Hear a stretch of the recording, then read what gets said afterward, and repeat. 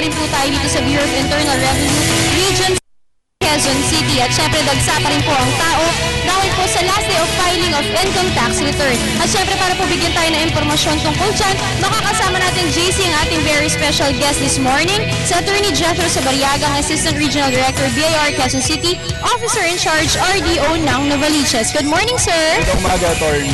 Good morning sa inyo at sa mga nanonood o nakikinig ngayon. Sir, ilan po ba, sir, yung ina-expect? Kasi makikita natin ngayon dito, sir, sa ating branch na marami talagang tao na ngayon pa lang, alas 7 pa lang na umaga. Ilan po ba, sir, yung ina-expect na dadagsa ngayong araw? Historically, dito sa Quezon City at sa lahat ng district offices niya, din sa mga malls at saka sa mga tax tulungan centers namin, umaabot ng 600,000 to 1 million. Yun ang ma-file annually on the deadline. Right. So today we are expecting 600,000 to 1 million people to troop to our district offices dito at saka dun sa mga malls para mag-file ng mga returns. Sir, nabalitaan namin na to create public awareness po dito sa last day of filing, marami pong ginawang proyekto ang BIR. So, ano-ano po ba yung mga kampanya na ginawa po ninyo? Dun sa pag-beat ng deadline, no? As early as 2 Saturdays ago, April 6, nandito na kami, tumatanggap na kami ng mga returns. Tapos sinisimulan namin yun nung pagka-Sabado as early as 7 o'clock hanggang alas 5 ng hapon. No? So nung Sabado, nandito din kami. Tapos nung Friday and today, we started at 6 o'clock in the morning. So talagang inaasahan din namin kasi na marami ang magpa-file ng return, marami ang dadagsa dito sa opisina. Kaya inagahan namin. Right. So as early as 6 o'clock ng umaga, pero kanina nagkaroon pa ng misa at flag ceremony at nagsalita pa si Director Jonas Hamora dun sa kanilang director ng BIR. At ngayon naman, JC, gusto natin malaman kung sanay na po ba kayo taon-taon na humahabol po sa mga taxpayers? Yan basically ang trabaho ng BIR, no? Dalawa, two-pronged, no? One is to encourage voluntary compliance ng taxpayers natin at pangalawa, maipaalam dun sa mga taxpayers natin na kung hindi sila magpa-file ng tama, maaari silang mahuli at maparusahan. Actually, sir, sinabi nyo kanina 600,000 to 1 million, no?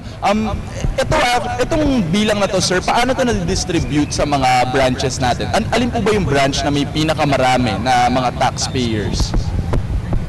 Evenly distributed yan. No? Ang Quezon City mayroong 10 district offices. 10 district offices covering 7 cities. Right. No? We have Marikina, Cainta, and all the provinces of Rizal. All of the municipalities of Rizal. No? Mandaluyong, San Juan, Quezon City, Pasig,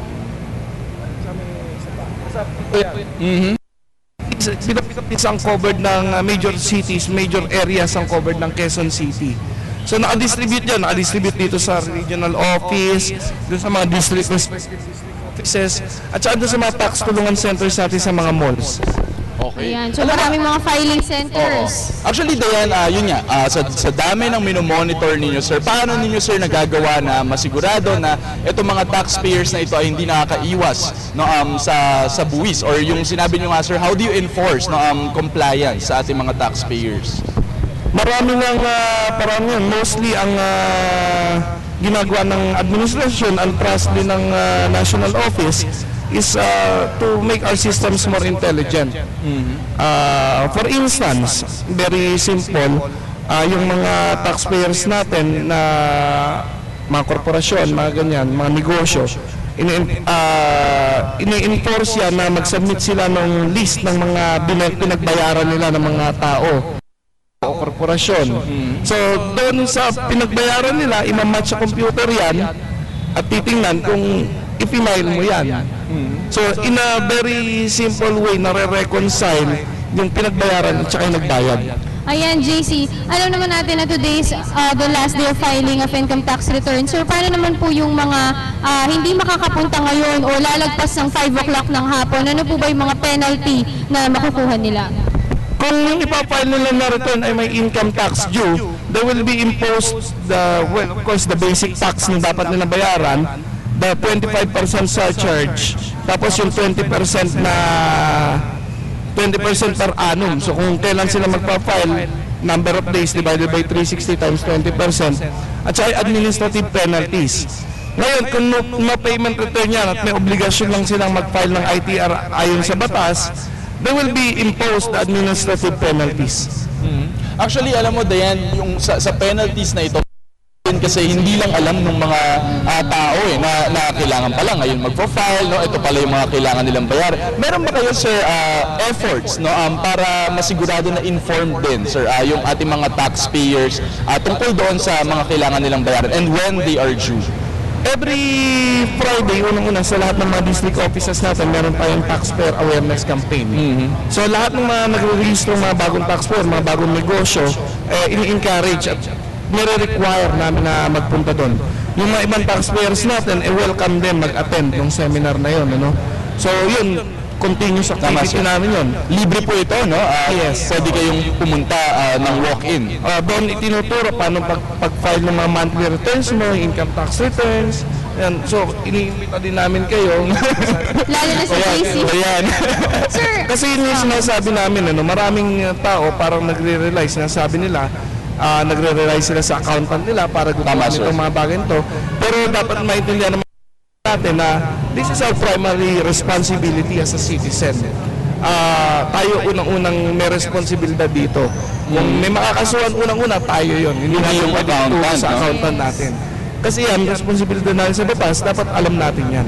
Attorney, gusto lang namin malaman since yun nga kung maraming penalty ang nabanggit po ninyo kanina. Meron po ba kayo parang website or online system na binibigay ang BIR kung saan yung mga tao mas mapadali o mas accessible sila makapagbayad or makapag-check ng kanilang account?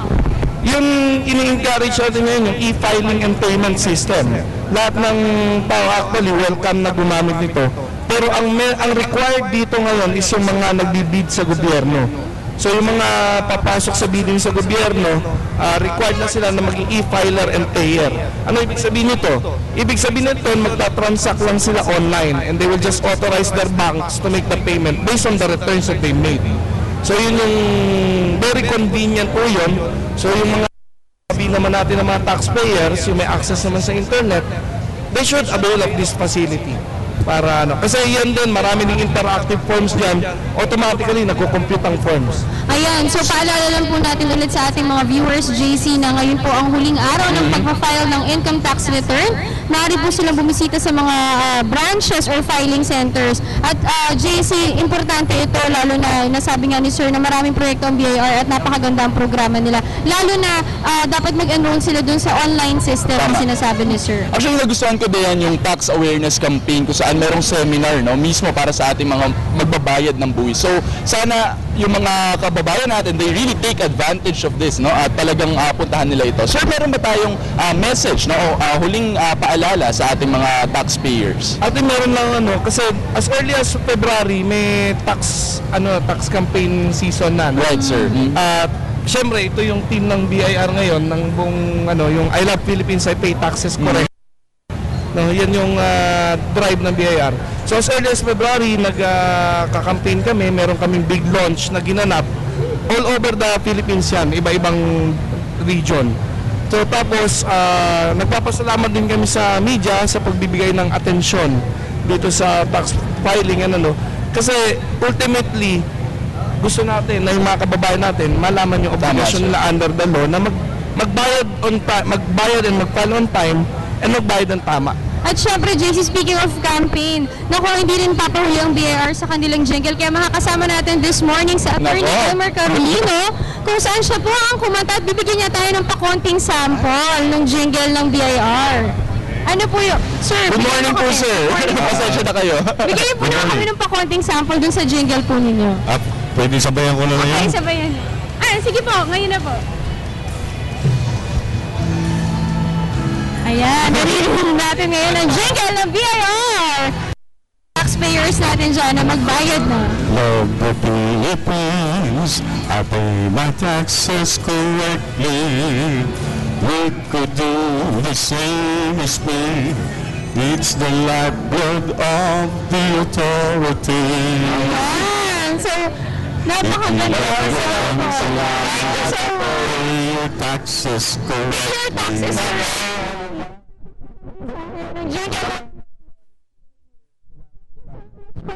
Elmer Carolino and Attorney Jethro Sabayag.